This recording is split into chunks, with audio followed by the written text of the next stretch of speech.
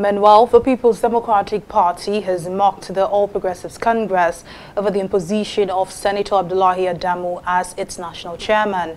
In a statement released on Sunday, the PDP National Publicity Secretary, Debo Ologunagba, revealed that Adamu has been arraigned in court on 149 counts of alleged fraudulent award of contracts and stealing of public funds estimated at 15 billion naira. The PDP described the just concluded APC National Convention as a convention of lies, celebration of illegality, corruption and arrogance and failure, adding that any leadership birthed through such process can only be corrupt and illegal.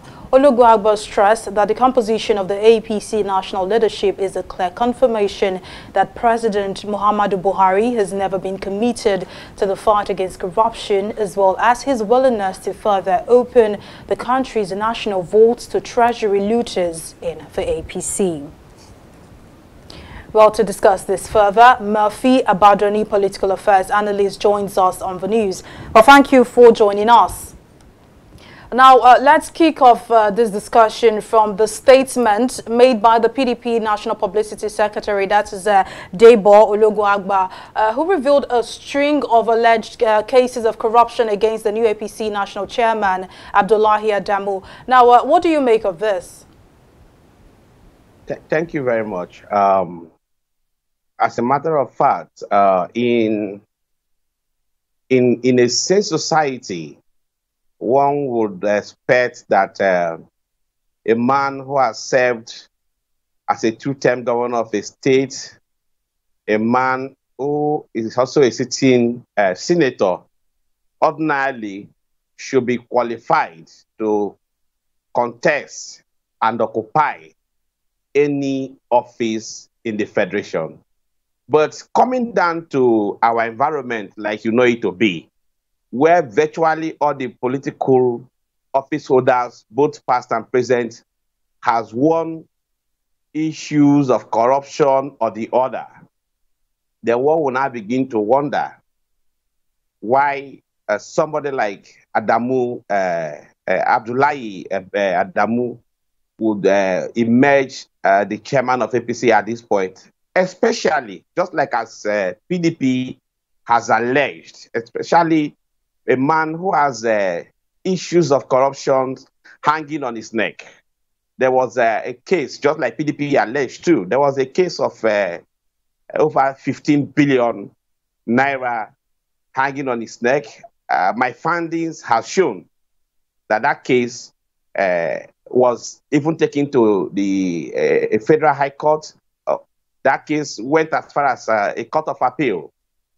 But as it is now, I cannot specifically tell you the actual state of that case in this point.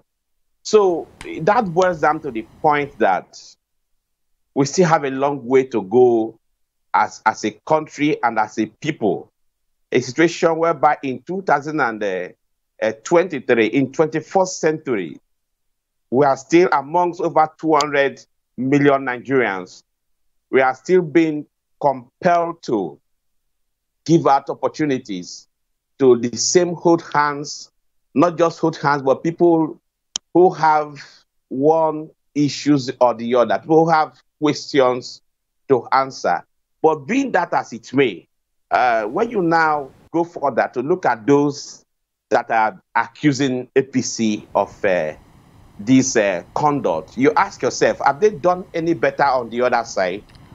The PDP has said this man, Abdullahi Adamu, that is being accused today by the PDP, was also a member of the People's Democratic Party. Well, Murphy, I would have to cut you here to ask another question now for want of time. Now, okay. With the APC convention done and dusted, how do you see the party's primaries playing out? Would a consensus candidate also emerge, especially for the seat of the president? If you ask me, considering what we have seen so far, considering the series of crises that have bedeviled the party for quite a long time, you know how long we have waited for this convention, you know all the peers that we all had, both party members and non-party members.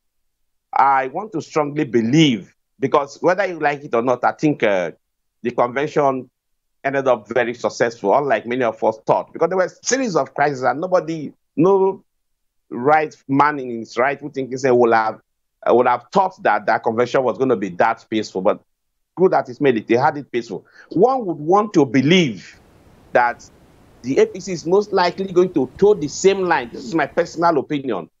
But I want to believe that the APC is likely going to toe the same line in choosing their presidential flag bearer. This is a personal opinion, but I want to believe that we'll toe the same line because it has worked perfectly for them in choosing their national party chairman, and they will most likely want to go the same way. All right. Murphy Abadani, political affairs analyst, thank you for joining us on the news and for your contributions.